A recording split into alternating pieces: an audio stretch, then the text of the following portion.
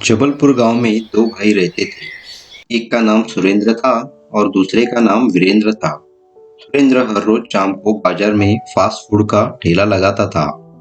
उसमें वो समोसा, भजिया, वड़ा पाव, रस ऑमलेट बनाकर बेचता था और दूसरी तरफ वीरेंद्र कुछ भी नहीं करता था, लेकिन फिर भी वह गांव में कुछ जुगाड़ करके पैसा कमाता था। लो भाई, आज इनको चूना लगाया। चलो, आज का दिन बीत गया। सुरेंद्र शादीशुदा था और वीरेंद्र की शादी अभी बाकी थी। एक दिन वीरेंद्र अपने भाभी के लिए घर पर सूट लेकर गया। तभी वीरेंद्र की भाभी बोली। अरे वाह वाह वाह, यह तो बहुत अच्छा है। लेकिन आपके पास इतने पैसे कहाँ से आए? तभी वीरेंद्र बोला। भाभी, आप यह सब मुझे मत पूछा करो।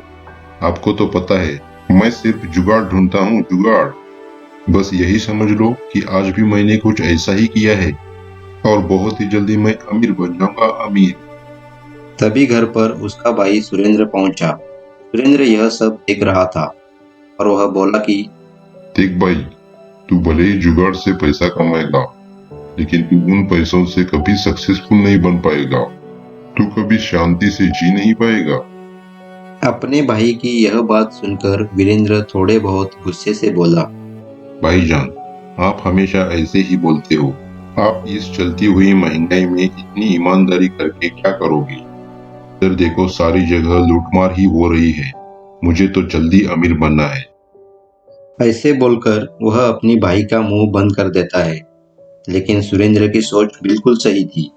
वह एक ईमानदार व्यक्ति था, लेकिन उसकी जिंदगी में बहुत उतार चढ़ाव थे। सुरेंद्र हमेशा उच्च गुणवत्ता वाले सामान से समोसा, वड़ा पाव, भजिया और रस ऑमलेट बनाता था। वह कभी भी अपने ज्यादा मुनाफे के बारे में नहीं सोचता था।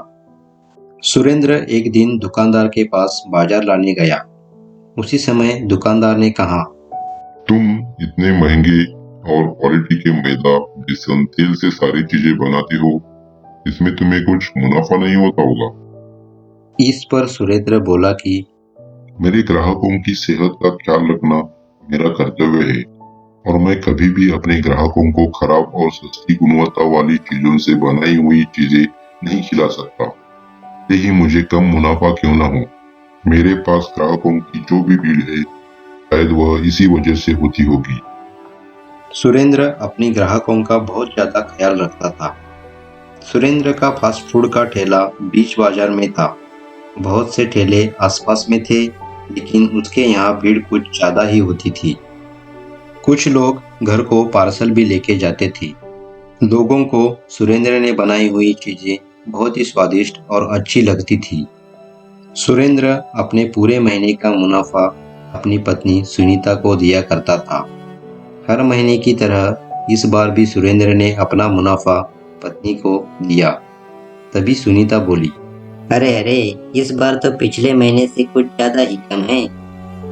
यह सुनकर सुरेंद्र सुनीता से बोला कि हाँ, इस महीने तेल के दाम बढ़ चुके हैं, इसलिए मुनाफा थोड़ा कम हुआ है। यह सुनकर सुनीता बोली। तो फिर आप सारी चीजों के दाम बढ़ा दीजिए। यह सुनकर सुरेंद्र बोला। नहीं सुनीता, अगर मैंने दाम बढ़ा दिए तो ज्यादा लोग खरीद नहीं पाएंगे। तभी सुनीता बोली। इस तरह से तो हमारा नुकसान होगा। यह सारी बातें उसका भाई वीरेंद्र सुन रहा था। तभी वीरेंद्र बोला।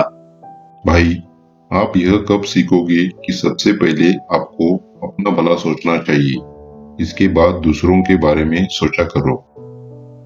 यह सुनकर सुरेंद्र वीरेंद्र से बोला। मैं यह कभी नहीं सोचूंगा, लेकिन तुम मेरी तरह एक ईमानदार व्यक्ति बनो।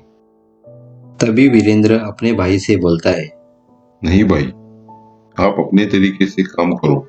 मुझे तो कोई बड़े से बड़ा जुगाड़ करके जल्दी अमीर बनना है। यह सुनकर सुरेंद्र बोला। ठीक है, लेकिन एक बात का हमेशा ख्याल रखना, मेरी वजह से किसी का कोई नुकसान नहीं होना चाहिए। दोनों भाइयों की सोच बिल्कुल अलग थी। हमेशा अपना भला सोचा करता था, तो एक हमेशा दूसरे लोगों का भला सोचा करता था। एक दिन सुनीता को एक फोन आता है और वह फोन पर रोने लगती है। इस पर सुरेंद्र सुनीता के पास जाकर पूछता है। क्या हुआ सुनीता, क्यों रो रही हो? सुनीता रोते हुए बोली कि मेरी चाची जिंदा नहीं रही। यह सुनकर सुरेंद्र और उसकी पत्नी चाची के यहाँ चले जाते हैं। सुरेंद्र जाते जाते अपने भाई से कहता है कि जब तक मैं घर न आऊं तब तक मेरा ठेला तुम चलाते रहना और महंगे सामान ही खरीदना, क्योंकि सस्ते सामान में केमिकल्स मिला हुआ रहता है। सुरेंद्र अपनी पत्नी के साथ गांव चला जाता है और वीरेंद्र तब तक उसका ठेला लगाने के लिए चला जाता है। सुरेंद्र ना दिखने पर ग्राहक ठेले पर आकर सुरेंद्र के बारे में पूछताछ करते थे। अरे भाई, कोई बताएगा कि सुरेंद्र कहाँ पर है? तभी वीरेंद्र बताता है। सुरेंद्र किसी काम की वजह से गाँव गया है, कुछ दिन के बाद लौट आएगा। वीरेंद्र ठेले पर समोसा, वड़ा पाव, रस ऑमलेट बनाकर बेच रहा था। फिर उसने देखा कि तेल का डिब्बा खत्म होने वाला है और वह अगली सुबह तेल खरीदने दुकान पर पहुंचा। वीरेंद्र ने दुकानदार को तेल का डिब्बा देने के लिए कहा। तभी दुकानदार वीरेंद्र को बोला कि सस्ता वाला चाहिए या महंगा वाला? वीरेंद्र ने दोनों में फर्क पूछा। दुकानदार बोला कि सस्ता वाला खुला तेल है और उसकी गुणवत्ता महंगे वाले से कम होती है। वीरेंद्र बोला, मुझे सस्ता वाला तेल दे दो, ये कौन सा अपने घर का खाना बनाना है? वीरेंद्र ने सस्ता वाला तेल ले लिया और चल पड़ा। वीरेंद्र ने सारा सस्ता वाला सामान खरीद लिया था। रोज की तरह आज भी बहुत ज्यादा भीड़ लगी थी। लोग वीरेंद्र से सारी चीजें खरीदने लगे। वीरेंद्र मन ही मन खुश था कि का मुनाफा आज ज्यादा होगा। वह लगातार बहुत दिनों तक सस्ते सामान से ही अपनी सारी चीजें बनाकर बेचता रहा। कुछ दिन बाद उसके ठेले पर भीड़ कम होने लगी और अब तो कुछ ही कम ग्राहक ठेले पर आते थे। तभी दो ग्राहक वीरेंद्र के ठेले पर समोसा वड़ा पाव खाने आते हैं। तभी आपस में बात करते हुए एक ने कहा कि कल मैं डॉक्टर के पास गया था और वहां देखा तो बहुत भीड़ लगी हुई थी।